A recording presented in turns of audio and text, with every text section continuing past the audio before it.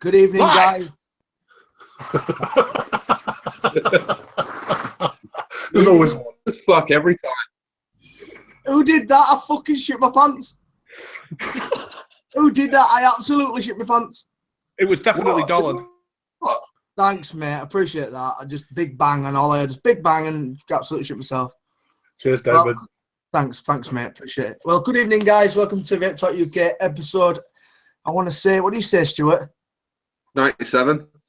97, nearly 100. Jesus Christ. We're gonna half my life do something special for 100. Got to definitely do something special for 100. Wonder if Rick will join us. Shame. Possibly. It's a possibility. So I'm joined by some fabulous people tonight. So we have here Stu, if you want to say good evening. Hey, all.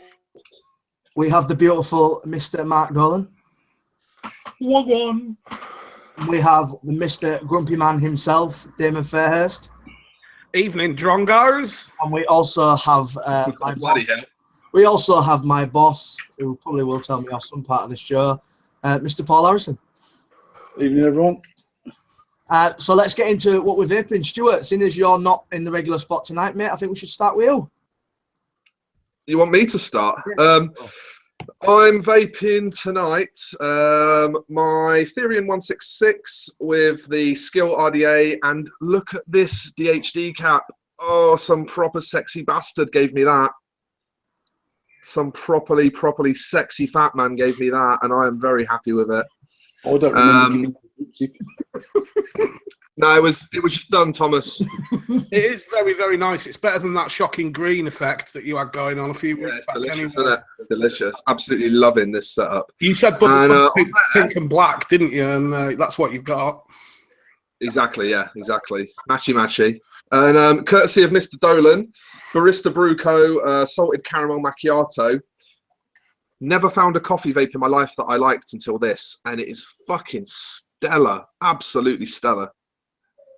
Do you know what, mate? I ordered that on Saturday, and I don't think it's been received yet, but I can't wait to try it.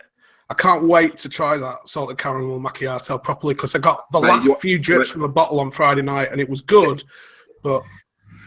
Get yourself a nice like a filter coffee or a French press coffee, like a good strong coffee, and vape it with that. It will blow your tiny little mind, I promise you. That's nice. And then yeah, cheers for that. Thinly veiled in sun. Tasting that, I've got my endless 25mm cleaner in single mode, picked up also this weekend at Vape-esque. And on top of that, I've got the Pansis, which if you've been watching this little series of UK maker videos, you'll be familiar with. But like, how fucking nice do they look together? Like, yeah, they do look pretty. Isn't that just a piece, eh?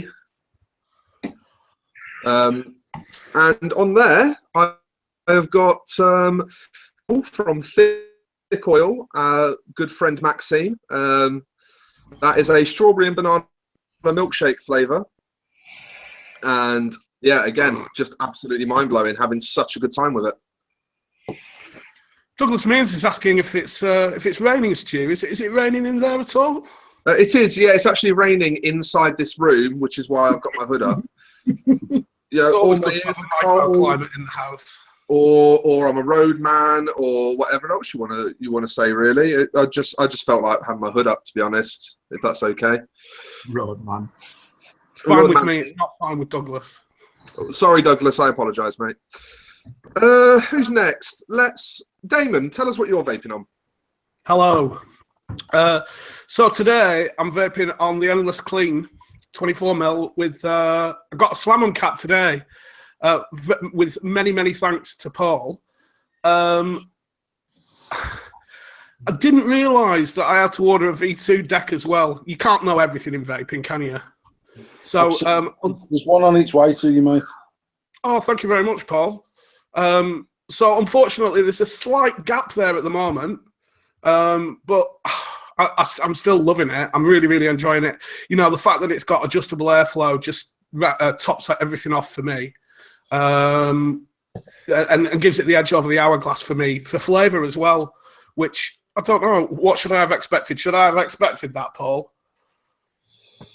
It depends what build you run. For me personally, I think I've got a 0.15 stainless steel 3.5 mil ID, and it's working well for me. that should work also very well in the hourglass. So I normally run about 0.1, so the hourglass for me is a little bit warm at them low builds, But yeah, I mean, I've only been vaping on it for about an hour and a half, maybe not even that. But I'm really, really enjoying it. You know, vaping on this and the Pandora at the moment, and you know, times are pretty special when you've got two UK design atomizers like this in your hands. This is good stuff. So yeah, I'm also vaping on the Pandora, on the Minikin V2, and I'm going through a mixture of my homebrew custard. Mary's Kitchen, which I was really, really late to the party with. I missed that boat months ago. Anyway, I got both of them in blackberry pie rather, and lemon Madeira cake. On that Mary, Sorry, Stu? I tried it for the first time at the weekend as well. So you're not the only one that was late to the party on that. What did you think of them? The Madeira cake fucking blew me away. Incredible. Wasn't as fussed on the other one. You'd take it or leave it, but the Madeira cake was stunning. The Madeira cake is one of the finest dessert e-liquids I've ever had the pleasure to vape on, and that's not just because I like Dale. It's a bloody good e-liquid. It's not just because you like Dale; it's because you want him to send you some as well. I've already got some. It's got it very quickly, but I've already got some. Yeah, blackberry pie's really, really. I think it's they're both absolutely stellar. Yeah, lemon Madeira cake might just slightly edge it for me, but both absolutely stellar. And I've been doing some blending with Blend from Plume Blue, Lee Godson at Plume Blue, Colonel Boom, and all that lot. So I've been blending a bit myself as well. Some custard donut, Kudo. There's a blueberry donut that I'm really, really looking forward to mixing as well. And a couple of other things. Oh, and Vapor's Ease, TPD compliant 10 mil range. Do you even? Hashtag do you even? I haven't tried any of these yet. I'm going to try some during the show, but they're 50-50, so I'm going to put some of them in the Gaia. So do you even throat hit? I think it's do you... Yeah, there will be a bit throat hitty probably. That said, I did have some Bread of Heaven e-liquid that was also 50-50 recently. And all three of them were remarkably smooth, actually, in comparison to what they felt like years ago anyway. I haven't vaped 50-50 in yonks. So we'll see how they get along anyway. But yeah, I've got plenty in and installed some new coils into that into the Slam'em as well from John Coil Builder, who makes exceedingly good handmade coils. So yeah, that's what I'm vaping on this evening. Nice. Is it my choice? Yeah, throw it off. Well, let's do Paul last because he's the guest, isn't he? So let's throw it over to Mr. Dolan of Mighty Tall fame. Mighty Tall fame, is that what it is? He is tall. He is tall, to be fair. I've seen him. You'd be hard pushed to fucking miss me. This evening, drinking my compliant hooch. Was that TPD compliant hooch? I think so. There's no cartoons on it, so I'm guessing that it's got food on the can, though, mate. But there's food on it. There's food on it, so I'm not sure. Anyway, it's got actual lemons in it, though. I doubt that very much. Let's not go there. This evening, I am also vaping on the stainless steel cleaner. On top of that, also running the Pandora. However, since Sunday, I have been running it. I've never been one for stacked. I've never been one for series. However, I've been running the cleaner in stacked mode with the 25 mil Slam'em. And my God, the flavour difference. I've been vaping the Vape Jam Co. And I wasn't a big fan of the marmalade. I liked it, but I wasn't a big fan of it until I tried it on till I tried it on a stack build with a 25mm Slam, and it is fucking delightful. And That marmalade is killer on series, isn't it? It's unreal. It works so well at high temperatures. But no, I'm very big fan. Tom's audio's gone again. Yeah, I can't hear anything from Tom. Is anyone else getting audio from Tom? No, nothing at all. Thank God, no.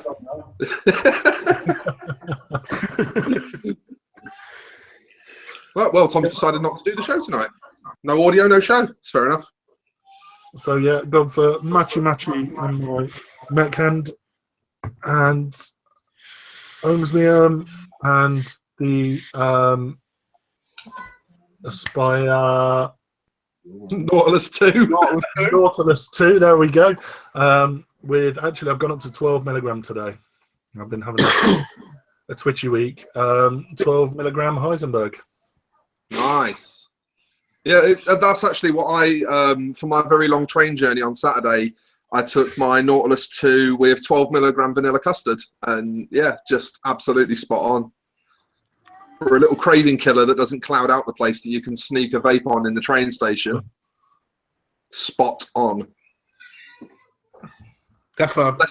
Less said the better about Heisenberg, though, right? I like Heisenberg.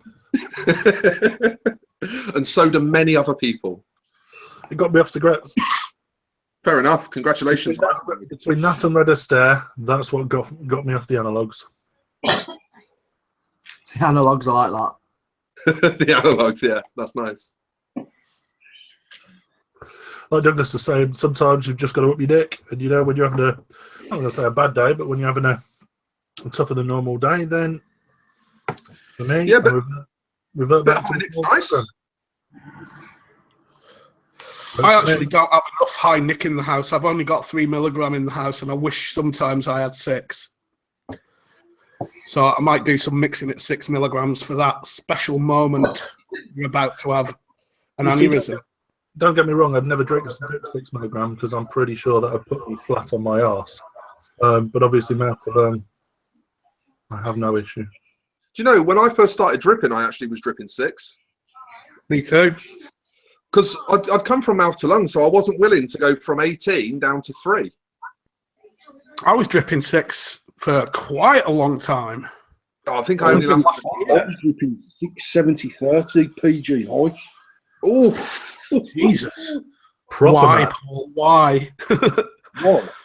Because actually, I wasn't massive in the mods in the lung vaping scene at all. So for me, I just dropped my nick and didn't really know the difference between a high PG and a high VG, and got on with it. Right, yeah. The daddy of vaping, I didn't know any different. I'll tell you what. Last week, a fella in the shop passed me a Clito to have a go on. It was a tobacco he'd made at home or something, and I love my tobacco, so obviously I snatched it to have a go on. And he had fucking 18mm in this Clito at about 60 watts. I'm telling you now, my life flashed before my eyes. It was just like capital punishment. It was fucking horrible.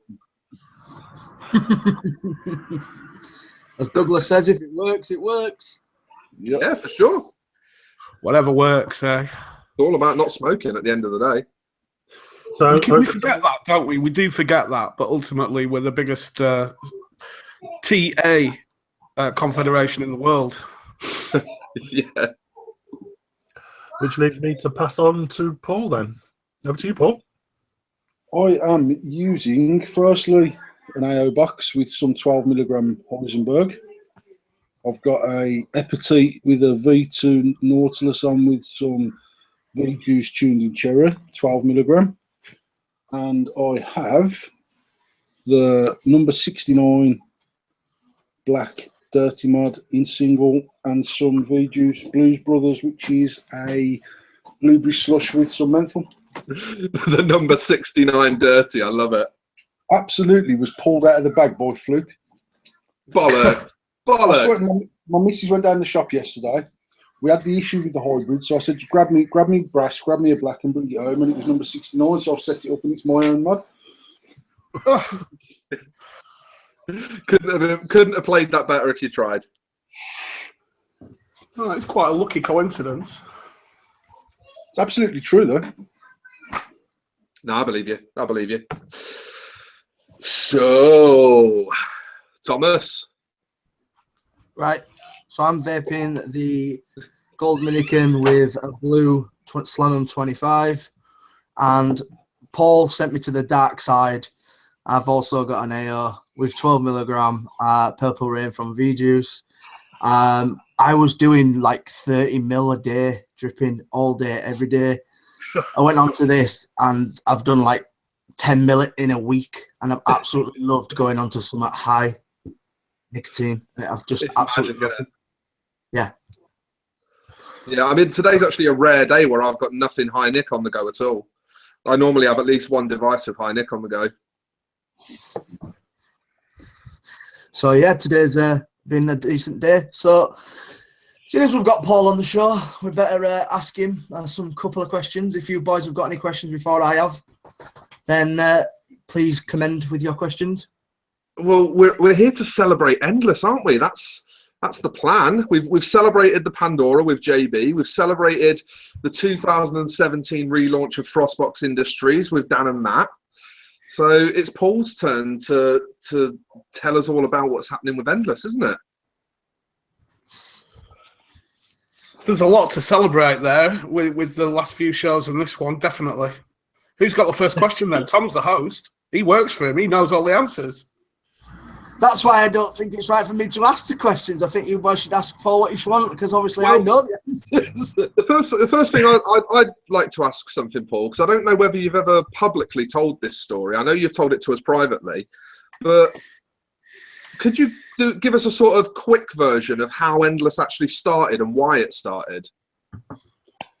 In a nutshell, it started because I was using Limitless and I was spending a lot of money on it, and I thought it was shit for the money. I didn't feel I was getting not so much shit for money, that's not right. What I felt was that the first one I ever bought, I bought a second-hand aluminium sleeve mod, the Limitless sleeve mod. Then I seen the brass, and I had to buy a brass mod because I couldn't change anything on it. Then I seen a rhodium, and I had to buy a rhodium mod and gold plate. I ended up probably one of the biggest UK Limitless collections, and it was worth many stupid amounts of pounds. And basically I wanted to come up with something that was firstly was customizable, which I think back then when we launched this, getting on for 18 months ago, customization was sort of only available really through Limitless. Able hadn't really come back onto the scene in any big way. And the other thing was the ability to change the top caps and the buttons without having to change everything that you bought. So I think when we launched the first set, you could buy a top hat and a button set for about $29.99 or something like that. And then that obviously you can't see the inside of the body of the mod under the tube, so you could change your mod for less than 30 quid, or change the look of the mod for 30 quid.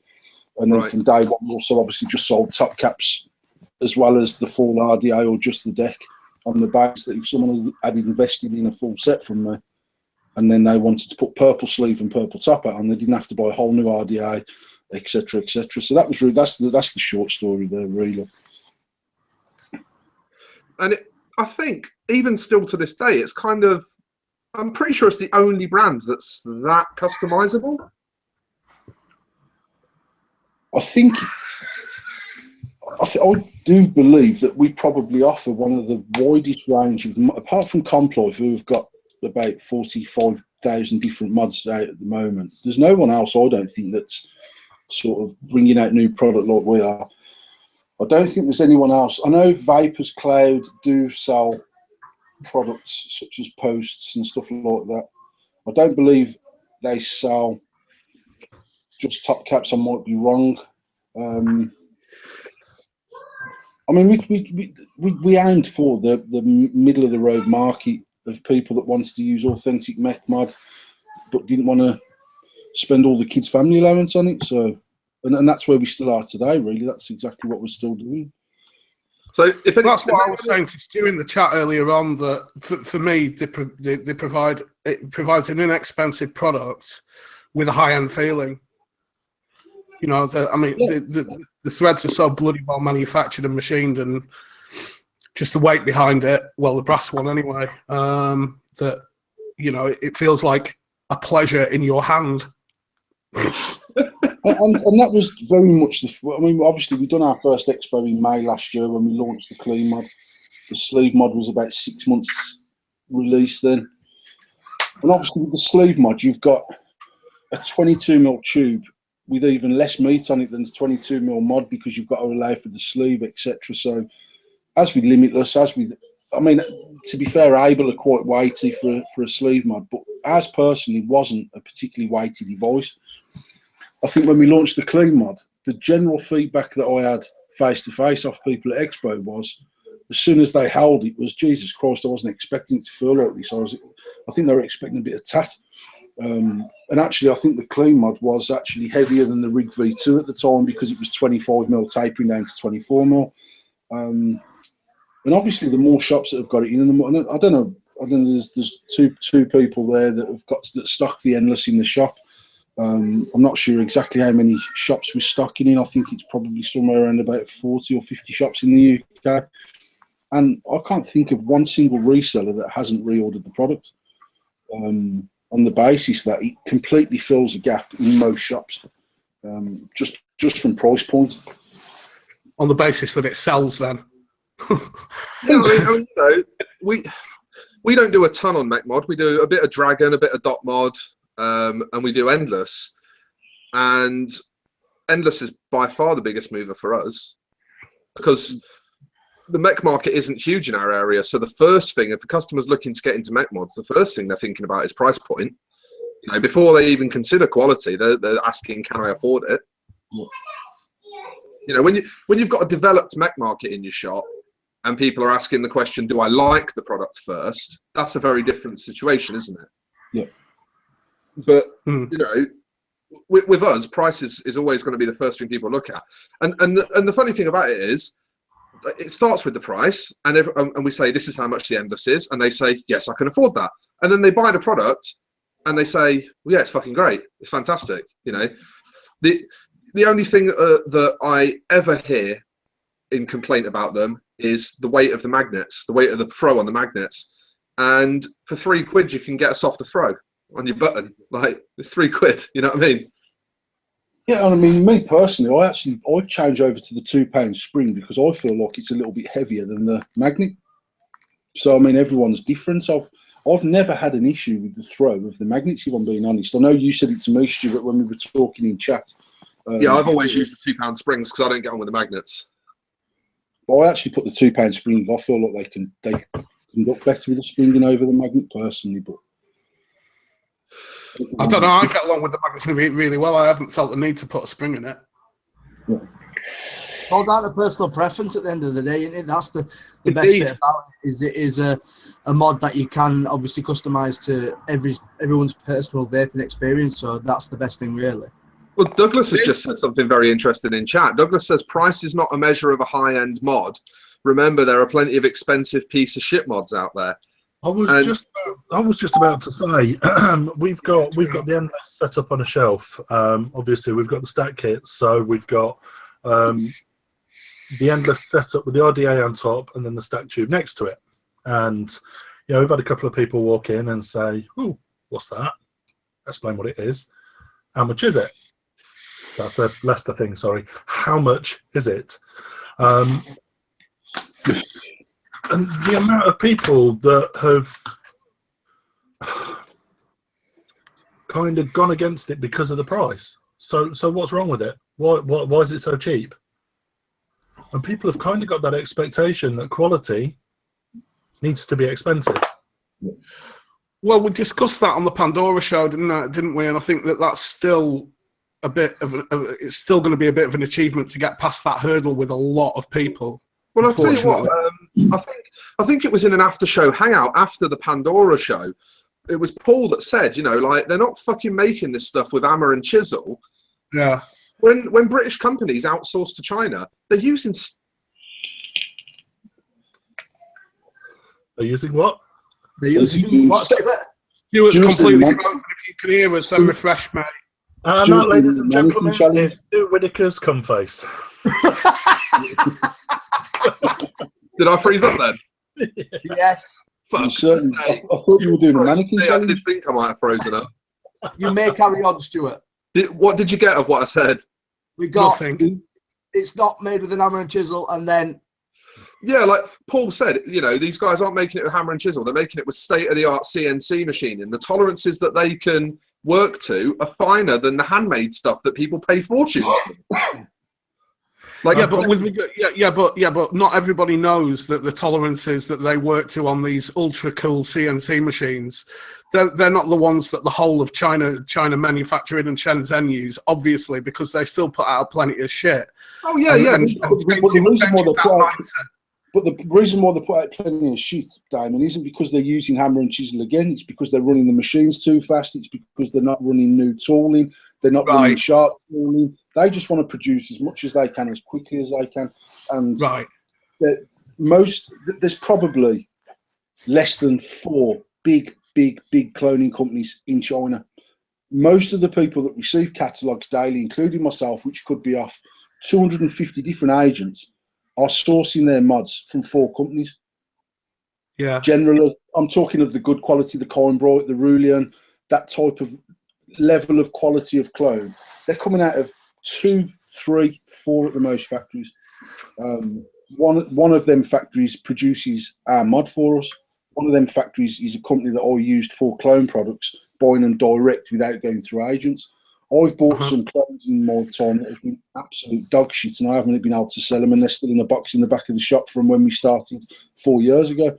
But most of them issues are down to quality of material. More than that, it's down to the speed that they mass produce them products at, because to run it's like when AV launched the stainless able, everyone was up in arms about the fact that stainless used to be the go-to material 3 and 4 years ago. They were always the cheaper option. But the reality is it is more difficult and more expensive to machine stainless than any other product. And when you're getting down to the fact of producing a tube mod, most of the cost in that tube mod isn't the material, it's the machine time. Now, I know obviously, I think, Stuart, you're using one of the stainless mods. Mark, I think you've got one of the stainless mods. That's right, yeah. They're produced 4 times slower than the brass mod. Copper mod is produced twice as slow as the brass. The brass is actually the easiest material to machine with. Yeah, because it can take a bit of hammering at higher speed. A bit of hammering at higher speed, and it gives you a nice finish. The copper, because it's softer, has to be run slower. It has to be run. Yeah, because it'll just shred it, not it. And the stainless, because it's so hard, has to be run extremely slow, or it just burns the tool heads out. So actually, when the likes of AV are saying the machine time and the cost of making the stainless is more, it's absolutely true. And if you look at America, generally their copper product isn't always the most expensive. No, but it's also interesting because there's a bit of a myth with stainless, isn't there? That, or at least, you know, I'm starting to realize it's a myth that stainless is not only expensive because of the manufacturing constraints, but it also, a lot of people say it doesn't hit as hard. And it's something that actually Endless did me a favor of disproving for me, because this 25, it's got a brass contact and a stainless tube, and I also have a silver plated copper, and I have a cerakoted with just bare copper insides. And of all my 3 Endlesses, there's no difference between them of how hard they hit. You know, and a lot of people slag stainless off because not only does it cost more to make, and therefore, you know, you pay a premium for it, but they say that it also doesn't perform as well. And actually, any well-machined mod will perform as well as any other well-machined mod. Again, I think when that was the case 4 years ago, 22mm was the go-to size of the mod. So actually, you've not got a huge amount of material around your battery. Now, I'm not a scientist, but I know that there is science that says there's only an amount of power that can transfer from the battery through the material, which is why, in theory, a 32mm mod with a 22mm, an 18mm battery slot for an 18650 probably won't hit any harder than a 26mm mod, because there's nothing more that can come out of there. Now, I think because mods generally have gone to 24mm and 25mm, obviously we've just done the dirty at 34mm. The battery hole in the dirty is about 26.5mm. So you're looking at nearly 4mm wall thickness of the mod, which means it's got the absolute best way of getting that power through the body on the earth to conduct from the battery. So I think when you go back to a 22mm mod, and there was two things that happened 4 years ago. We never had the likes of a Sony VCT5. So batteries always got hotter anyway. You had much shitter machining on the mods. We had shitter wire. We had everything about what we were using 4 years ago was poor by even a clone standard today, in my opinion. Apart from very high end, very expensive, very limited run mods 4 or 5 years ago.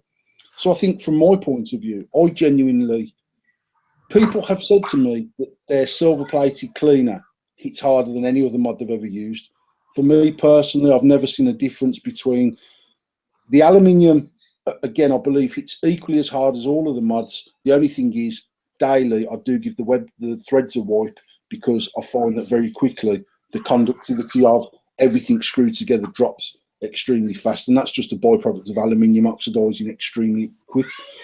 But I think the reason why stainless mods now are hitting as hard as a copper mod or a brass mod is because there's just, we've gone past the point of levels, so that power can only go to there's a maximum that will discharge from that battery regardless. It's almost like you've cracked the code now, isn't it? Yeah, I mean, at the end of the day, it's like the difference of tipping water out of a medium-sized bucket and a big bucket. It fucking leaves at a fair old rate of knots, whatever way you want to do it. Back in the day, we were trying to force it down a straw. If that's the right metaphor, I don't know. But that's my theory as to why most mods now are performing equally as well, and that's why I think battery technology is the only thing now that's going to move the game forward in any real great way. As Douglas Means says, though, it hits like a battery. Yeah, exactly. Like that's what Paul's saying, isn't it? We've reached a point now. Yeah. Like the cell is what it's all about now. Battery technology, Paul. Do you know anything about where it's going then? I mean, I know as much as anyone that's got Google. I know that you're launching a new mod to take advantage of the new battery that's coming in, aren't you? My thoughts are now is that Paul, you've gone quiet. Am I still quiet? In fact, you've gone silent. I'm getting audio from him, Damon. Just refresh, mate. Just refresh and try again.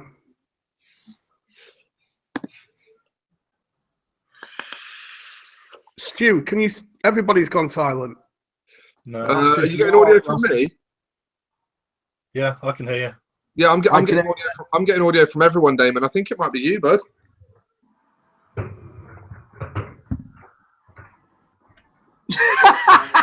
Did Damon just rage quit? What way to put it?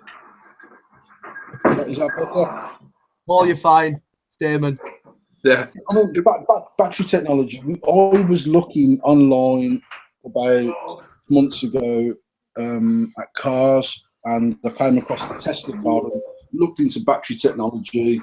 Well, looked into the a hybrid car, and then I got onto the Tesla website and I found something that said that Tesla were the biggest consumer in the world of 18650 batteries, and it just sent me on a path of looking at different links and blah blah blah. Now it turns out that Tesla own 50% of the Sanyo factory that are producing the new 2700 A and B battery. The second biggest consumer of power tool of 18650 batteries was power tool manufacturers, because they're all inside the battery packs, followed very closely by laptop manufacturers. So Tesla developed the 2700 battery, which is 20mm diameter, 70mm length. It's got slightly different technology in there, which means it runs cooler, it discharges faster at a higher rate. I'm getting feedback off someone. Who's Damon? Damon's just fucking the whole show up tonight. So, but they're also looking now. They're also developing a 21700. So what that means is you're getting a safer battery with higher amp discharge, with cooler running temperatures, which all have to aid well towards a better mechanical mod at the end of the day. Because, like I said, we've reached the pinnacle of wire. In essence, there's so much different wire you can use to get your lower amp builds or bigger surface area. We've got better machining, better materials, better batteries. but the batteries now are at a limit. The VCT5A for me is where it's at with an 18650 cell. It makes a massive difference to the way that the mod performs. It performs very much like a HB6, but for a longer period of time. And the 2700 is the 2700A is a 3100 mAh cylinder battery with a 30 amp continuous discharge. So again, you're at sort of HB6 performance with 30Q life. Yeah, yeah, and that's very much how I describe them to people. I mean, I've done a bit of looking into the 2700s, the A and Bs myself, and this is the thing, is that, you know, if that's the logical next step, then for batteries, then that's obviously the logical next step where mech mods are going to go, and you've actually got on that, haven't you? Yeah, we've started developing a 2700 mod back in, where are we now? March, probably November, when in fact, Tom had just joined us. So it was sort of late December. And I messaged Tom and said, this is the way. In fact, Tom had messaged me about looking at changing the 510 fitting and going to a new type of 510, purely to try and get the contact at that end of the device as big as the contact on the switch end. Again, to try and squeeze out the absolute maximum efficiency of power transfer, because when people say, oh, this fucking mod hits harder than that mod, basically what it's doing is conducting the power more efficiently from the battery. Now, I don't know whether a 510 connector on an RDA is one of the limiting factors. So we looked at going to an 810 fitting, which would have been unique to us. For what it costs, we could have put a standard 510 hybrid in the set and an 810 hybrid. But then I was restricting us on the RDAs, would they fit our hybrid disc, etc. So it's something we're still looking at, and something that I'm keen to do is, when you look at the likes of a 34mm mod and it's running epoxy 510, it doesn't really sit comfortably with me. It needs more, just for support than anything. It's a big old RDA to twist on, and it's putting a hell of a lot of strain on the 510. So we're just looking at ways of making the mod safer. I mean, I know Rig have previously gone down that route with the Roughneck, haven't they? I mean, the Roughneck had an entirely customized hybrid fitting that had a large contact on the underside of it to try and match the width of the top cap of the battery. Yeah. You know, so it's not as if. But they put that on the shittest RDA ever to be launched. Well, yeah, I mean, this was the mistake. I mean, if you put something like that onto something that performs like a Slam 24, then obviously it's going to do a lot better, isn't it? But the thing is, you know, Rig still did well off of that, so it's not as if that's a complete write-off as an idea. It's the surfing, like Paul was saying. They'll come back in a second. Like Paul was saying, it's sort of the area of the 510 making it into a bigger sized like an 810. It's sort of the conductivity over the battery is a lot more safer, because you've obviously not got, say for instance on the 26650, you've got a bigger space on top of the battery for the connection. If you can obviously optimize the sort of maximum size of the 26650, it's going to earth and connect a lot better than a standard 510 would. Yep.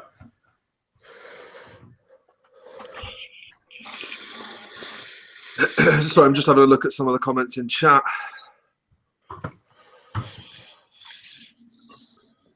Yeah, Juan's made a point about Rig. They did it and fucked up big time with it, and yet 3 days later, the mod sold fucking buckets. You know, this is the point. Like, if the performance is there, and you know, from having a custom connection, and the ATI is good, then I don't think it necessarily matters if it restricts people to only using your ATI. Because I think if it's good enough, other mod makers will eventually follow suit anyway.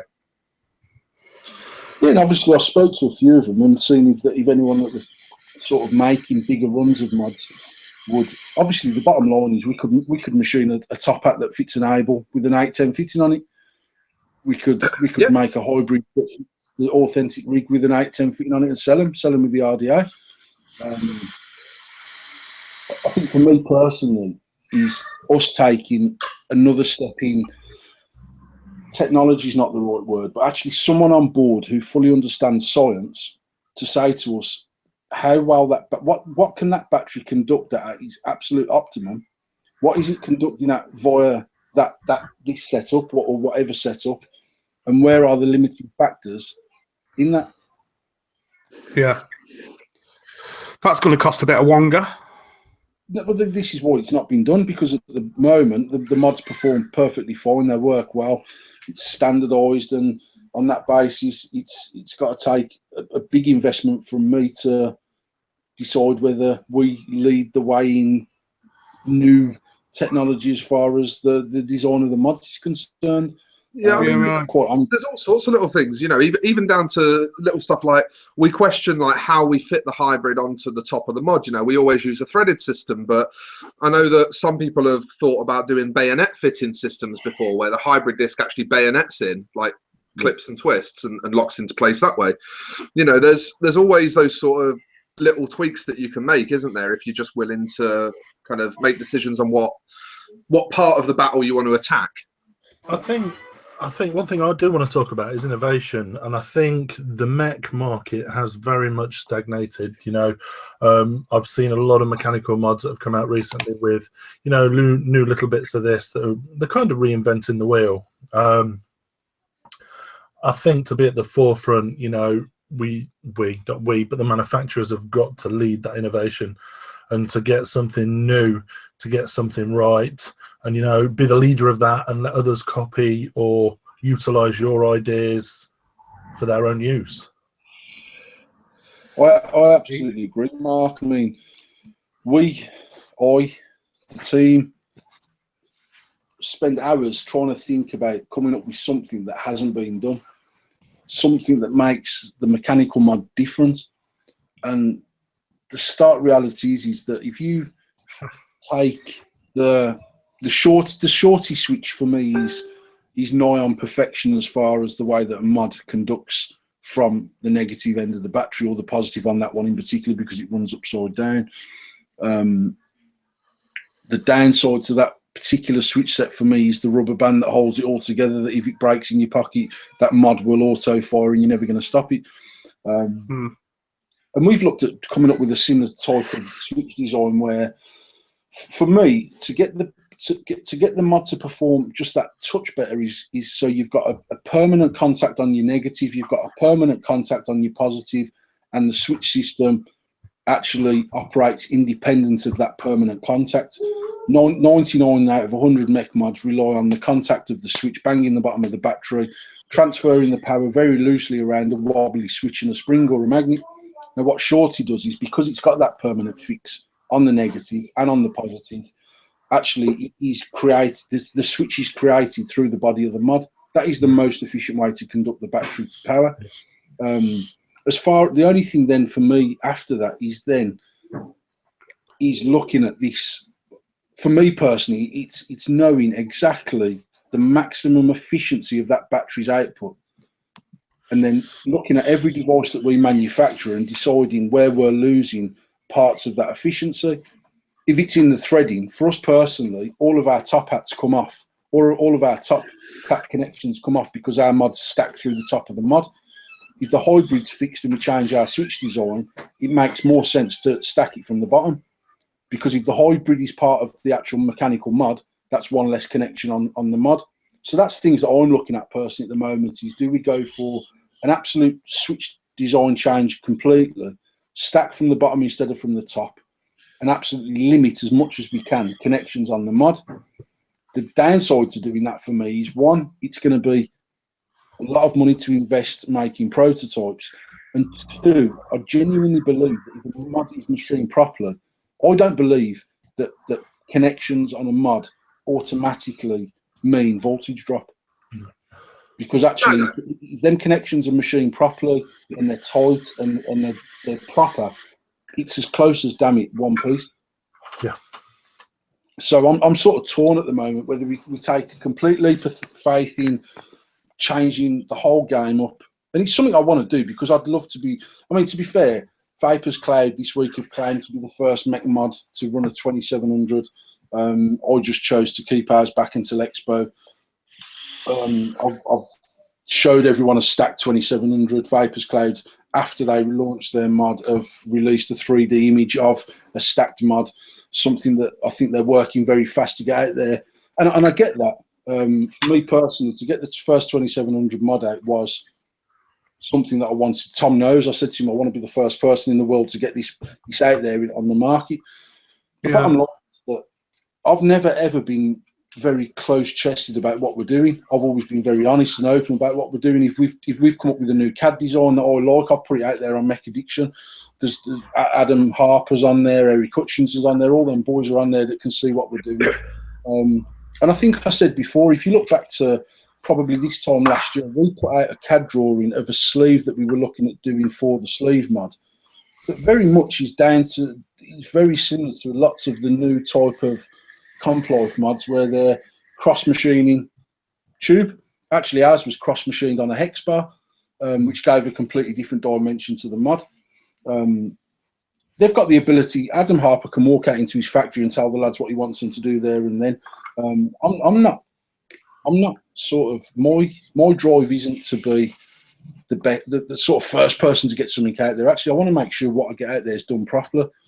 Now, we encountered various issues with the 2700, and one of the biggest reasons for not putting it out there was, up until today, we've still not been able to get hold of the 2700A battery. And that's purely because Sanyo cannot keep up with the production to supply Tesla for the cars. So I've got two options. I can get 2700Bs. They've got 15 amp continuous. If you put them in stack mode on a stacked Empress with a 0.5 build, you're pulling about 15 amps, perfectly safe. You run it in single mode at 0.07 and you're running a lot more than 15 amps. So I didn't want to be sort of proclaiming that we've got this fantastic mod that takes battery safety to the next level and then dish out a load of batteries that potentially doesn't increase any performance whatsoever because the battery's limited the build that you can put on that mod. So we sort of held back a bit, if I'm being honest.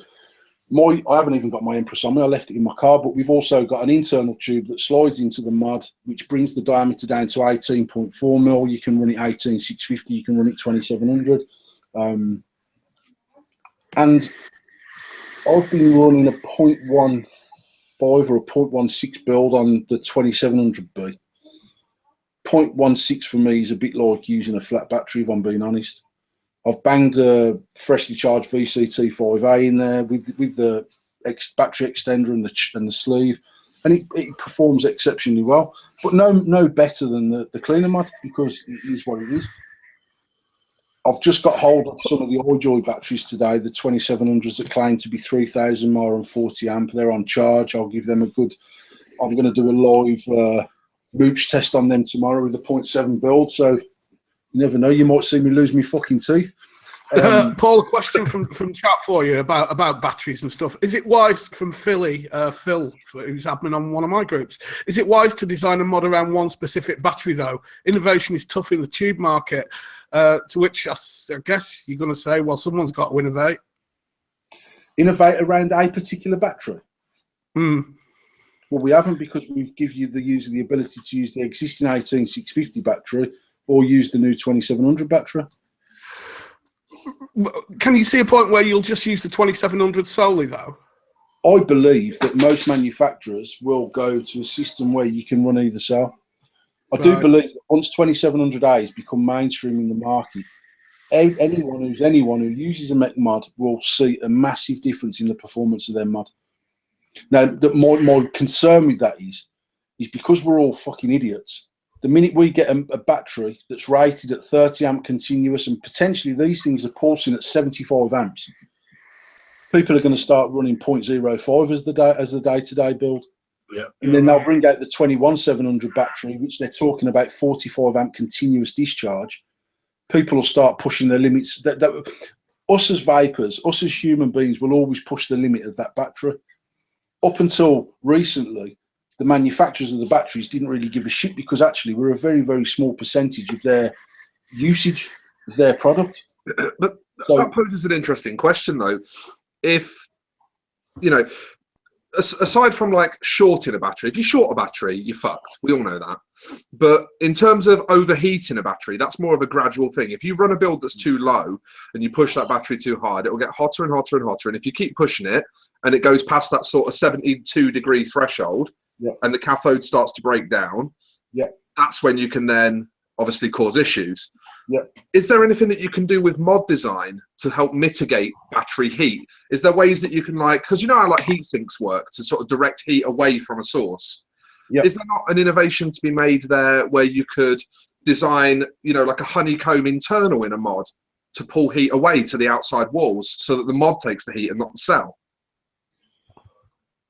The trouble is, if you can imagine, you've got when they core out the center of a mechanical mod, they use a coring tool, and the mill it straight out to actually get inside that tube then and honeycomb the inside of that is nigh on impossible. But you don't need to do it that way. I'll talk to you after the show. I'll talk to you after the show because this might be something that'll interest you.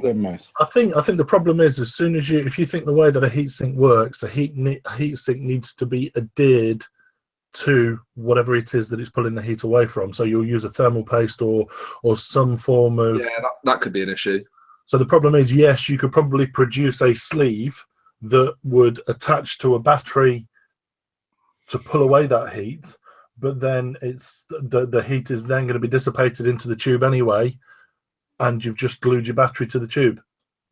Yeah, and also then it stops the earthing going through the actual connecting of the battery to make it sufficient enough to run through the actual body of the tube.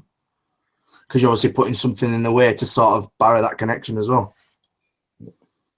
As far as battery safety go, it'd be banging, because if you've got a ripped battery or a little nick that you don't know about, if you've got a plastic or a PVC cover potentially pulling that heat away, banging. But the logistics of it, I don't think would work. I mean, Graham Clarkson said, "What about a small fan inside the tube?" You could call it a turbo. What, the turbo RDA? Or you know those water cooling pipes? You could have some of those water cooling pipes running around it. It could look like the inside of the Starship Enterprise. Yeah, man, Like get a some fucking neons brewery. in there, make it look like a gaming PC, you know what I mean? Really fuck around with it. I mean, one thing we've looked at, or what I've looked at, is the use of cylinder LiPo batteries.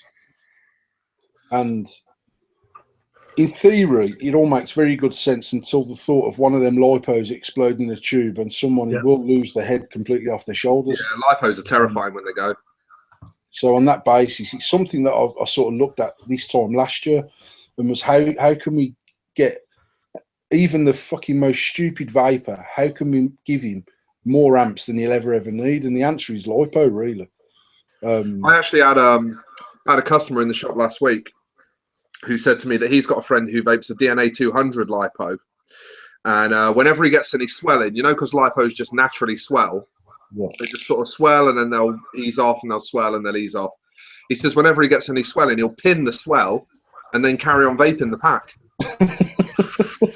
I just fucking walked back and I was just like, don't want that anywhere near me.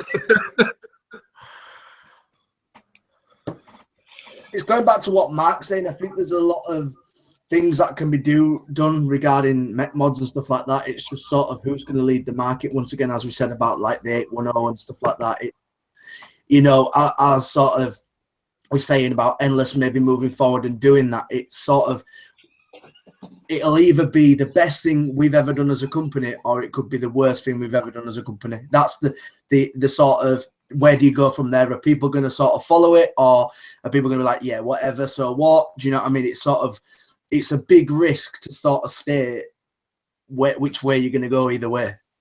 But to be honest, it's one that I'd be prepared to take if I could come up with something. Once I put something on paper that I'm comfortable with personally, I'll run with it, because actually once I've got to that point of me being fully comfortable with it, I'm prepared to put my head above the parapet and say, I don't really give a shit that everyone else is using 510.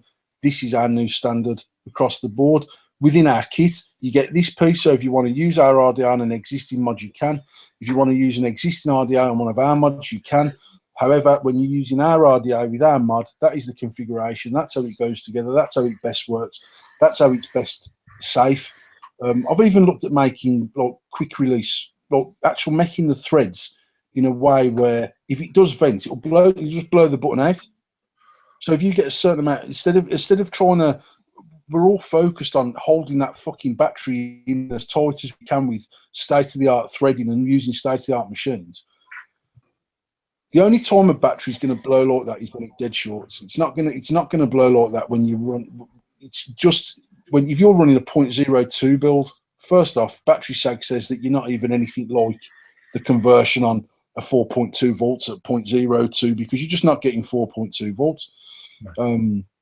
But most of the manufacturers, and including Eric Hutchinson, when he launched the Endo and the Exo, he was actually the goal that he was using was to contain the batteries within that device in the event of a blow. Now I think that is fucking lethal because just on the basis that who tests this? Who tests the theory? Do you know what I mean? The first person that's going to test it is someone who gets it drastically wrong in the mech, and when it does go, the end of it's going to go off like a bullet. So I've looked at making it more collapsible. Yeah, I was told a story about someone who's a very good friend of mine about a particular mod, and when they were looking at purchasing said mod, they purposely vented the battery in this said mod. I'm not going to mention names. If that person wants to stand up and put their hand up, they're more than welcome to, but it's not me. You know, these things have got to be tested. These things, you know, if you're, you know, you look at some mods and some mods, you look at them and they scare the shit out of me. You know, if a battery was to go, you are holding effectively a pipe bomb. Yeah. You know, to get the safety right, to get the venting right, to get the everything right, it's got to be tested. Someone's got to blow. Someone's got to hard short that mod to make sure that. And it's not as if that's not something that can be done in controlled conditions. You know what I mean? Like manufacturers can actually carry out that test in controlled conditions. It is a replicable test. I'm sure that our manufacturers probably carried out that test by accident on several occasions. Because for as much as I am genuinely exceptionally happy with our facility that we use for manufacturing.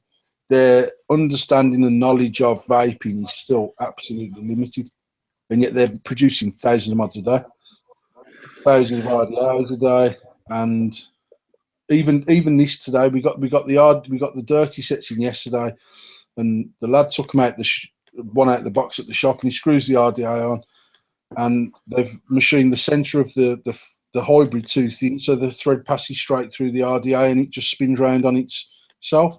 Yeah. And when I message them, abusing the fucking life out of them, they're a bit like, oh well, if you adjust the Dalrin adjuster up a bit more, then actually the thread's still in the hybrid. And I'm saying, yeah, but the RDA is not flat on the mod. No, but that's okay though, because your top cap will push past that and make it look nice. So I don't want it to fucking look nice. I want it to work properly. But like, they're not even being pedantic about it. They just don't understand the importance of the very. I've still got the sample at work, and I screwed the RDA into the sample today, and it's perfectly fine. But actually, I messaged them after I had the sample and says, we need to take 1.2 mil out the length of the mod or whatever it was, and we need to make sure the holes in the hybrid disc are 5 mil, so someone can get a nice pair of pointed nose pliers in there to get the hybrid off the bottom of the RDA. So because I told them to make the holes bigger, they just made everything fucking bigger. The recess was bigger, which meant it was thinner. They're just stupid, and that's the downside to them. Paul, how often do you have to go out to China to visit? I've never ever been out to China. You've never been? No. Oh wow! We're going I'm surprised about that. I mean, I know that we're connected. We're all connected now, but I would have thought that you would have had to have a visit to the factory at least once. No, I mean something that I'd like to have done this year actually. But I'm just looking at another project now, which would undoubtedly mean a visit to China at some point. I would think. Oh right. Is there anything that you can reveal about that? Not at all, no, because there's too many leeches about. Stay out of it, Paul. Don't sit on the fence, mate. Straight as an arrow. You always know where you stand with Paul, don't you? You might have noticed that from his Facebook wall, better than not knowing. No, I mean, I know for a fact that if we were to, even if just Tash and I were to go out to China and say, this is us, we're the people that spend this money with you. I know ultimately we would receive a better product in the UK because they would take more care in the fact that just knowing us face to face. So I think it's money well spent for us to go out there and visit the facility and try and explain to them the issues that, because we are overcoming problems with our deliveries every time we receive them in the shop. Now, one of the things I try and pride myself on is making sure we sort it out before we get out to you guys. So they're not absolutely squeaky clean, but we have got to the point where they wouldn't send me the purple cleaner sets before Christmas because they couldn't get the body of the mod to match the colour of the RDA. Now, back in the day, they'd have just sent them and said, you've asked for purple, you've got fucking purple. We don't care if it's 9 different colours of purple. That's your mod. Get over it, sell it. You paid for it, so fuck off. Because that literally was where we was 4 years ago dealing with Chinese companies. Actually, my agent says to me, we're not sending them.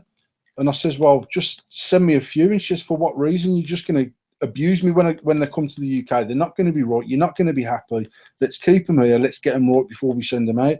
That's a massive step, and it's very basic stuff. I've worked at a galvanizing factory for 22 years where our service and quality is paramount to what we do day in, day out. When I first started dealing with China, I could not get my head around the fact that they would send any old shit and not give it 2 fucks about whether I liked it or whether I didn't. They'd send you pictures of authentic RDAs in the clone catalogue and send you some shit that looks nothing like it. Got different post holes, it's not even manufactured the same as the authentic. Now they are saying, like, if I order some RDAs off because I still order clone off the same company that produced the Endless for me, but if I say to them I want X RDA, they'll say to me they're actually not 1-to-1. So do you still want it? Because they know what I expect out of them. They know that I'm not going to sell it just because. I can remember back in the day we had the Dark Horse RDA, and the negative wasn't milled into the deck. So when you had, if people remember back to them days where that RDA landed in shops and you got these massive post holes and massive airflow, and people started pissing about then with 22 and 21 gauge wire, which was sort of groundbreaking. The posts are just spinning because you need to use a decent screwdriver to screw everything together. The posts are spinning. Your message, they don't give a shit. The little boy was the same, wasn't it? Yeah? The little boy was the same, wasn't it?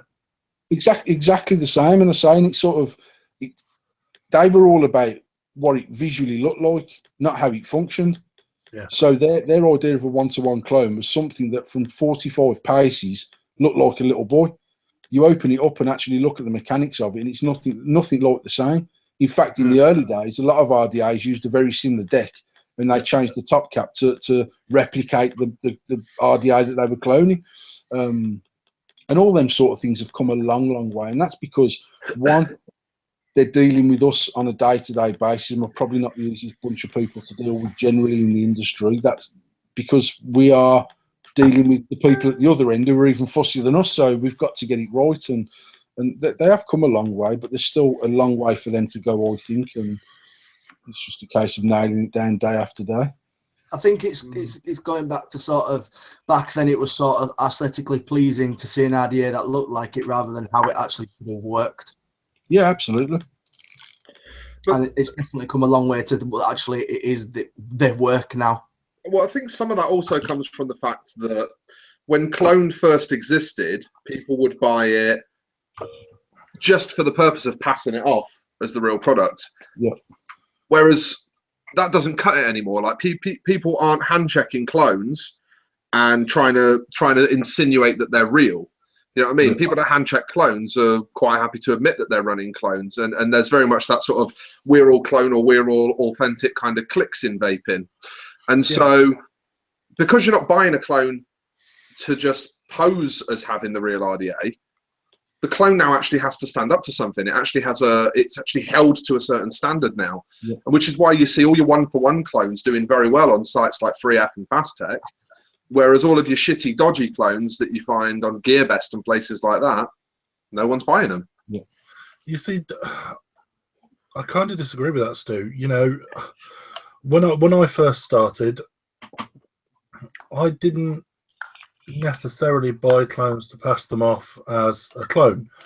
I didn't know the industry that well, and for me, I wanted something that suited me, but without £100 price tag. Because back when I started vaping, if you wanted to buy something authentic, it was fucking expensive. It wasn't a case of, you know, go and buy an Endless RDA and cap. It was a case of go and spend £100 on I don't know, let's say a little boy, for example. Oh, dude, yeah. I mean, back in those days, everything was expensive.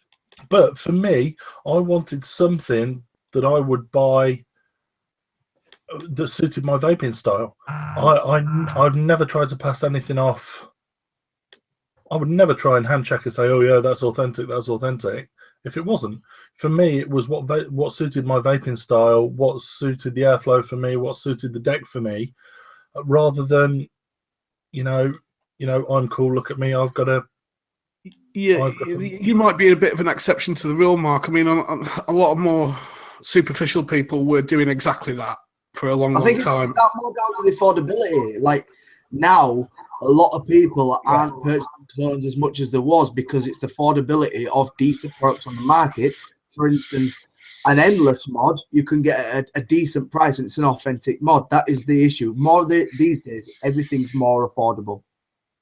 I mean, for someone who sells, we've always sold clones. We were synonymous for selling clones. People knew that we sold clones. We always tried to source the best clones in the world.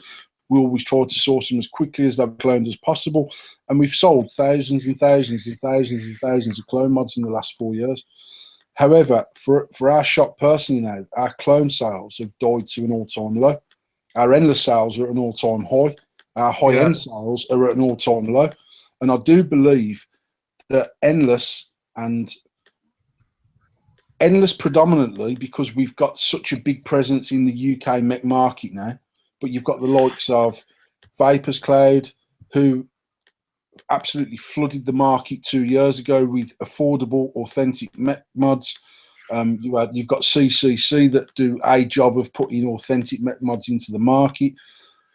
I do stand proud every day in the belief that we have changed people's mindsets of whether they should or shouldn't spend £400 on a mech mod.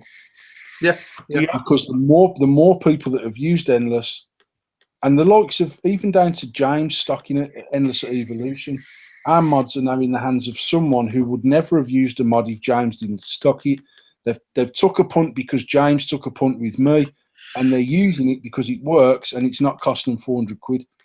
You're always going to have that percentage of people that will spend £400 and £600 on mods, and she's sat right next to me. But I mean, I still like a nice mech mod. 99% of the time, I use Endless because I'm either trying something new, but actually because they work for me. I've got some very nice pieces of hardware that cost me a lot of money, but I can say personally that I have spent my last £400 on a mech mod ever, because unless something exceptional come out into the market that blew me away, either with technology change or something different, my days of spending that amount of money on mech mods are done. Well, I'll be honest, right? My sort of mech journey, I've had Limitless, I've had stuff from League of Scoundrels, I've had stuff from Kennedy. I was very keen on the continuous current mods, the Manhattan V2 specifically. I really liked, and I found I've had Abels as well. And I found that going for all of these authentic mechs, the mod I liked most was the Manhattan V2 because it was so simple in design. It looked really clean. It performed the way I wanted it to perform, and there was just no fucking around with it. It was just easy to use. Nothing fancy about it. Nothing trying to do anything ridiculous, like the top hat design on the Able, or the sleeve on the Limitless, things like that. It was just a simple mech that did mech stuff. And I had two Manhattans. I had an Alley and I had a Cerakoted Brass, and I loved them both, but I eventually just got bored of them, just from having them for a while and getting fed up of using them. And I now own 3 endless cleans, all cleans, just in different finishes. And it's the only mod I've ever bought multiples of exactly the same mod, just in different finishes, no changes to the setup whatsoever, just a slam 'em and a clean. And it's because they just do what they do and they don't demand that stupid price tag. It's just a simple, straight mech mod that does mech mod stuff for people that want to vape a mech mod. You can do whatever the fuck you like with it. You can close it down and vape it cool. You can open it up and vape it hot. You can build lowers balls, highers balls, round wire builds, or fucking stupid builds. You can do what you like with them. And that, to me, is what's actually allowed Endless to become that brand that holds that unique position in the market of giving people faith in a budget product, because it's not trying to do anything stupid. You know, you have the limited run Endlesses for that, and if you want stupid stuff, you can still have that in Endless if Endless is your brand. But when you basically just buy a clean and a slam 'em, you just get a fucking mech mod that just does mech mod stuff. You see, we have all jumped on that hype train. I'll put my hands up to, I jump on the hype train of many different mods, both personally and as a business. And unfortunately, hype is always going to sell. If you hype a product right, it's going to sell. With Endless, I believe it's an honest product, it's a good fucking product, and it's an affordable product. You know, if you cannot afford to go out and spend £400 on X, Y, or Z, then go get yourself an Endless mod. Well, I'll tell you what, Mark. Yeah, I'll echo that as well. I'll echo that as well. I mean, all right, mine was a gift. But I was on the verge of buying one anyway, just because of that price point. And I haven't owned a mech since the 4.9, right? An original 4.9 way back in the day. And just the price point is so attractive, and it's modular. You know, you can put it together in any way you like. So it's just ticks all the boxes for that price point. I want to do just a quick litmus test, right? Because I've got a bit of a theory, and I think what I predict will happen is what will happen, right? So if everybody could just answer this question completely honestly, 100% honestly, live on air in front of 66 viewers and however many people are going to watch this back, okay? Thomas Wood.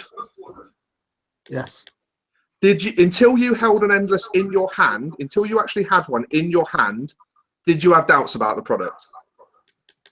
No, the reason I didn't is because I was always into sort of the high-end market, and I was the very first person to review Paul's Endless mod when the first original V1 came out. And whether I owned one or not, I always turned down and said, if you want something that's affordable and you don't want to spend 350 quid on a mech, go to Endless. And that's what in that case, you held one in your hand before you formed that opinion. Yeah, Right. Mark. Before that, though, Tom. Before you actually touched one, before you laid hands on one, did you have your doubts? Did you say, not sure if that's going to live up to expectation? No, because I've known Paul a long time, so no. Okay, so fair enough. That's different, though. That's a personal relationship. Mark, same question. Yes, I did. Yep. Damon? That's very honest. Let me finish. Don't cut me off. Go on, Mark. I feel like I need to not justify myself, but give my reasoning. I was very much a toffee nose cunt at the point when Paul released the first sleeve mod. Is that what it was called? Yeah, Paul? Yeah. We did a lot of work with Limitless, and the way I saw it was, you know, it's a big rip-off, blah blah blah blah blah. And obviously, as I've got to know Paul, as I've got to know the product, I know that's not the case. I know, you know, Paul felt limited by what Limitless provided and made it better, made a product better that was endless rather than limited. And now, you know, I love the mods. Don't get me wrong, I love the mods. I've got a couple of the clean mods. I bought a cleaner mod, and I love them. And I nearly bought a T-shirt today with Endless on for the show. Right. So, Damon, same question to you before you touch the product. I'll be honest. I thought there'd be a pile of crap, and Paul very, very generously gave a clean set to the Vape Collective raffle hall last year. So I thought, I'll just open up this box because it came back to me. Some of the prizes came back to me. And one of the prizes, shockingly, that came back to me, which I find fucking bizarre now, was a clean set with an hourglass. and I thought I'll just open this up and have a quick look at it before I send it out. And my jaw hit the floor with the quality, and I was put right very, very quickly. So I did think they'd be a bit bobbins. They are not a bit bobbins. They're definitely not a pile of crap, and are definitely very, very good indeed. So I was wrong. You know, and in answer to your question on my point, Stuart, is I also knew that I would be faced with exactly that. And one thing that I've always been gifted with, and it's maybe come through sort of hard work on social media. We've always had a very, very, very big social media following.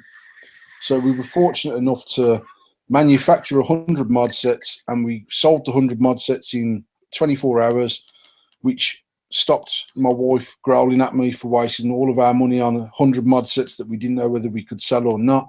And even up until recent months, and recent months being probably since Expo, there still is now, I see people commenting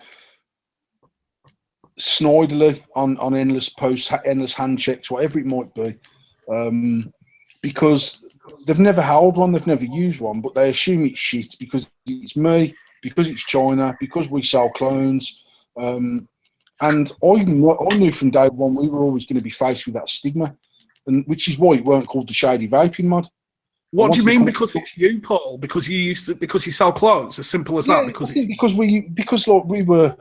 I've always been very much. I don't really care what other people think about clones. I'm running a business, and I said it before. I'm not on certain groups that make you do videos if you dare and post a picture, because I don't on that mentality personally. I really don't. At the end of the day, if you choose to use an £800 device, fill your boots. If you choose to use a £20 clone, fill your boots.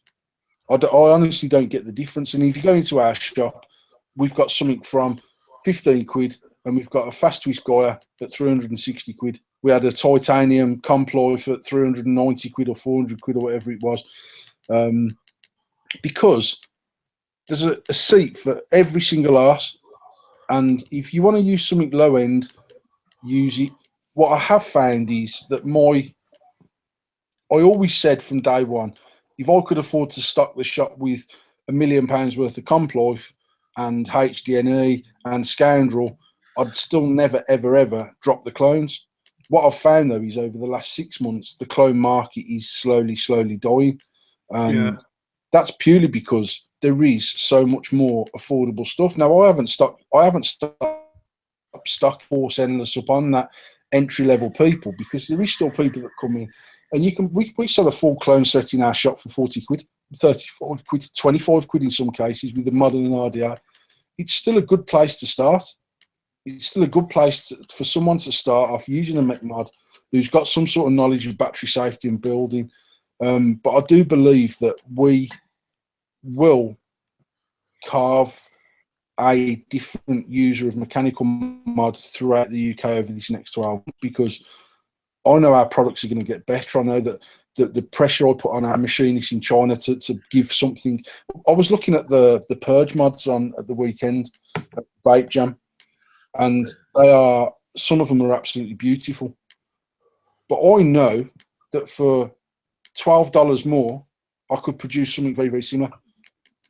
So it's not that, and some of these mods were dictating £600 and £700. And they're exceptional mods to hold in your hand.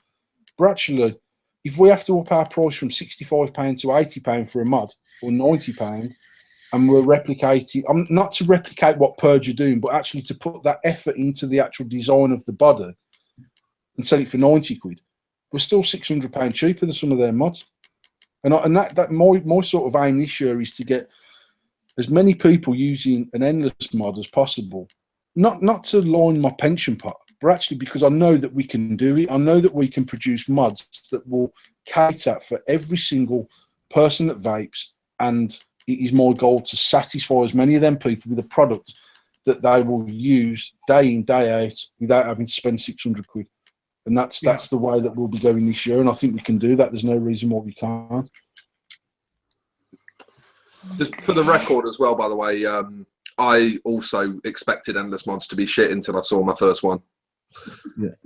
And now not only do we stock them at the shop that I work at on my recommendation, but I also only own endless mods. I've actually sold all of my other Mac mods. I only own 3 endless mods.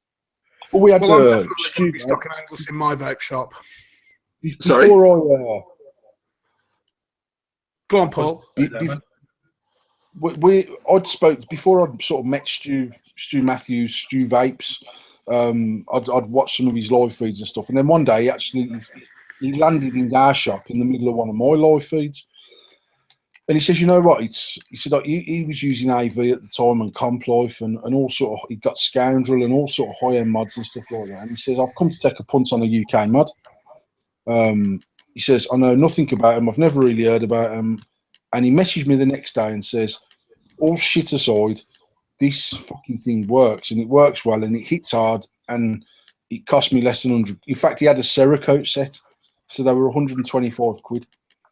And he'd come in the shop and bought and paid for the mod. So it's not like I was just dishing out freebies to people and saying, oh, do me a favour, just go and say that this thing's fucking brilliant so we can sell more of them. He came in and spent his own money on that mod. And actually came back with Matt from V-Juice a few days later, and Matt bought one and one for his pal.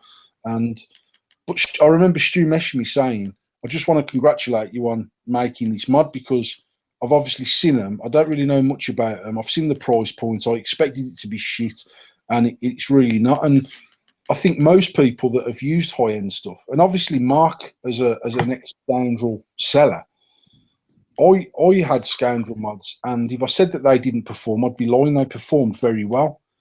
But did they perform any better than my cleaner mod? They didn't. They just didn't. And I've not used a mod, apart from a shorter, I've not used a mod that works and hits as well as the endless. I'm not saying the endless hits better. I'm saying as a comparable, they're there or thereabouts with each other. The only Paul, can you just hold up the 33mm edition, please, for chat? Or hold up some product. I'll hold up the 34mm edition. I don't do a 33. Sorry, 34mm, yeah. So it's 34mm flush straight the way through. It's a 30mm deck. So there's 2mm wall thickness on the RDA. There's just shy of 6. There are 4mm walls on the actual body. This one is aluminium. It's got a full brass switch set. So this one don't just come with the brass firing pin. It's actually got a full brass. Where's my camera? So it's full brass firing pin, brass body of the switch housing, aluminium body. It's got a brass hybrid. Is that button exactly the same kind of configuration as the clean then? Exactly the same, but bigger.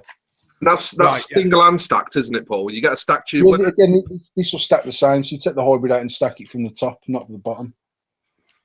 And the reason why that has to happen is there's just not enough meat at the bottom of the tube with the threading on the switch. We could have changed this one. I could have put a different thread on the switch to make it stackable from the bottom. But actually, just on the basis that it followed the same theme as the others, I've run with the same thing. Now, the only thing that we are working on this is an insert that will go into the stacked kit, so you can run the 34mm with 18 650 batteries, but in parallel. Wow. Wow. That's something I've never seen in a tube. That's proper exclusive. Let's just say that. Is that the first time I anyone's heard think we can call that innovation, can't we? No, I mean, absolutely. There's not a parallel stack tube out there. There just isn't. So I know that if we can get that done. Do you know what? I was dead set on not buying a 34 because they're so big. I'm convinced in my head that I won't want to use it because it's so big. But You know what I'll say? I love parallels. I absolutely love vaping on parallels. And if that happens, I'm probably going to end up buying a 34 now. I'll be completely honest. Sorry, Paul. No, go on, mate. I say the best thing about the 34, and a lot of people don't realise this, it's not actually as bulky as you think it is. It's the same height as a standard 24 and 25. Yeah, plus if you carry it in your pocket, you get funny looks off women. The height of that is actually identical to the cleaner. Work out well.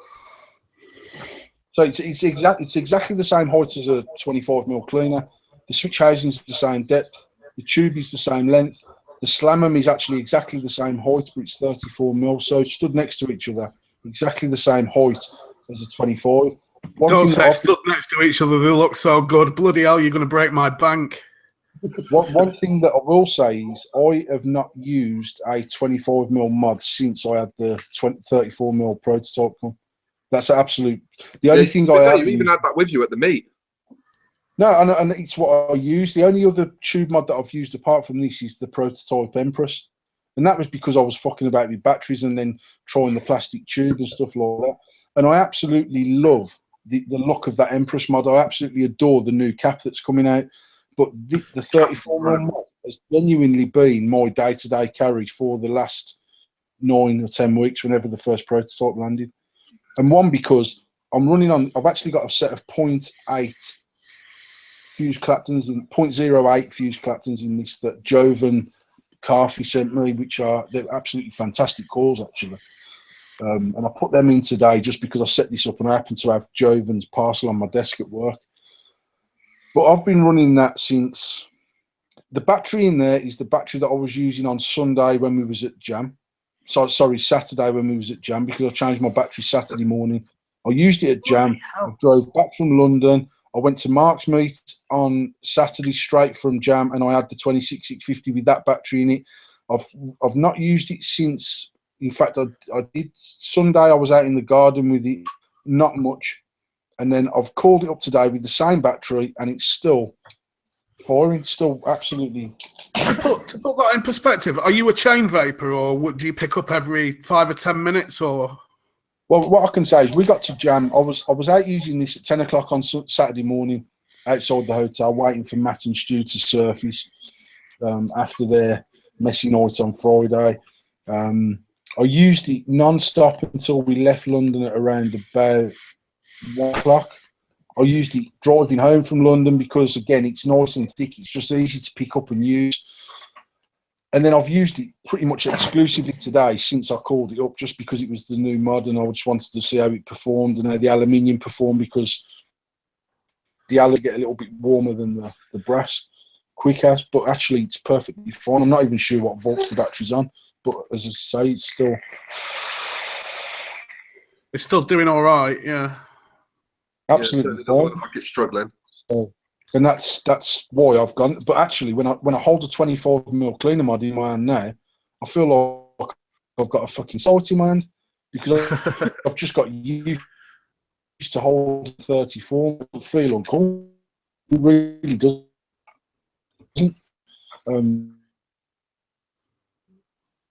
Paul's just frozen. Is that for everybody? No, yeah. It's actually Paul this time. we got a few potato internet connections tonight. Paul, if you can hear us, we're overrun tonight anyway, aren't we? It seems. No, we actually started 10 minutes late, so we're about bang on. We're actually about bang on, but we'll let Paul come back so that we can say goodbye properly. Am I still not here then? No, you're back. You're there now, mate. Oh, good. Yeah. So, before we sign out, I just want to mention, obviously, thank you to Mark for a great meet on Saturday. We are continuing to do the Endless Tour, and we will be in Swansea on the weekend, and we've got a couple of shows then in Birmingham leading up to Expo. The shows Cardiff this weekend. Swansea. Swansea. Yeah, Swansea this weekend. So if anybody's in the area, do get down. Paul, which shop is it at? Sorry. Paul's gone again. I will get the information up on the Endless page. If you want to go over to the Endless page and like it, we'll get some information over there about the meets that are coming up. And thank you for Paul for coming on and showing us the new products. I'm really excited to get one of them dirties in my hand. Could I just do a quick Vape Collective plug before we shove off? Yeah, do it. You've got news on that, haven't you? I've got news on it, yeah, because last Monday I kind of soft launched Vape Collective 2018, and we're going back to Doncaster Parklands on June the 9th and 10th, 2018. Have I frozen now? No, you're in. No. Okay, so yeah, Doncaster Parklands, June the 10th, 9th and 10th of 2018, with Friday the 8th to set up for vendors. And we're to celebrate the fact that we're going back to Parklands and we're coming back in 2018. We're running a launch party at the Yorkshire Vapor at the Pudsey store exactly 1 year prior to the event opening. So that's the 10th of June this year at TYV from 3 p.m. onwards. We're kind of doing a Vape Collective takeover at TYV. Nice. So I hope you can all come to that one. I've still not had my invoice. Or is mine free? Yours is not free, Mark. I think that we can be laid back and assume that I've taken the booking and you now have priority space. Woohoo! I will add to that I am taking bookings for Vape Collective now, Paul. Right now, live on air. And I'm sure that you'll bear that in mind when you remember that I just sent you out a Slammerman and a deck anyway.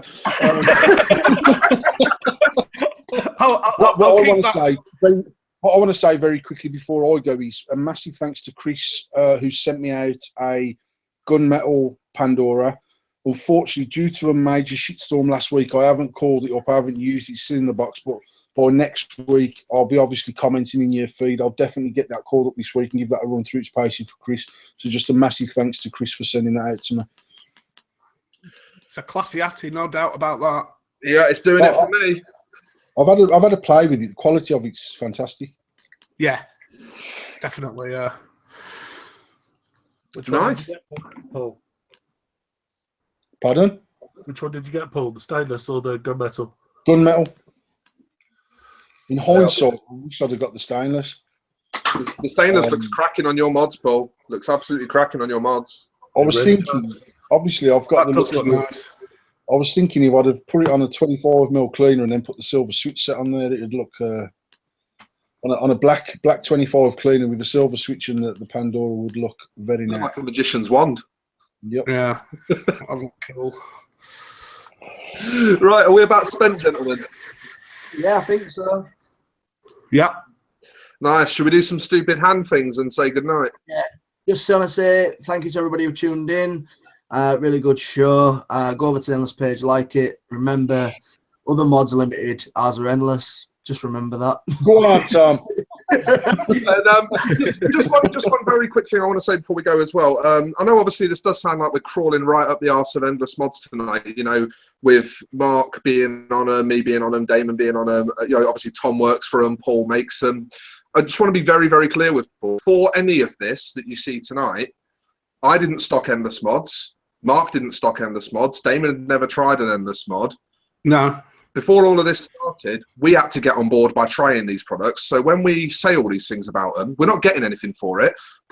I've paid full retail for everything I've ever bought of Endless. No, almost everything. Paul did send me something for my birthday at a cheap price, to be fair. But you know, we say these things because we actually do back these products. We actually genuinely do think they're fucking decent, and that's why we invite Paul on the show. It's, you know, just to make that clear for everyone that might think that we're doing a bit of arse crawling and getting kickbacks for it, because we don't. It's not. Well, to be fair, it's not Paul. To be fair, to provide a bit of balance, we did all think they would be shit before we actually got our hands on them. Yeah, so it was just a nice surprise. That makes it, you know. Yeah, it was just a nice surprise. I'm so glad I was wrong. It's just a nice surprise that they're not shit. Well, they're brilliant. Let's all thank Paul's other half for letting him spend his money on his dream and completing it. So thanks, Tash. Yeah, because to be fair, it was this or a Benz, weren't it?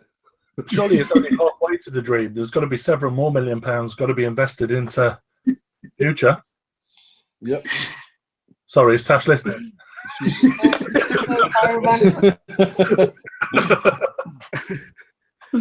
Right, let's disappear then. There'll be a Hangouts link posted either on the VT UK page or in the chat, and we'll catch up with you next week, guys.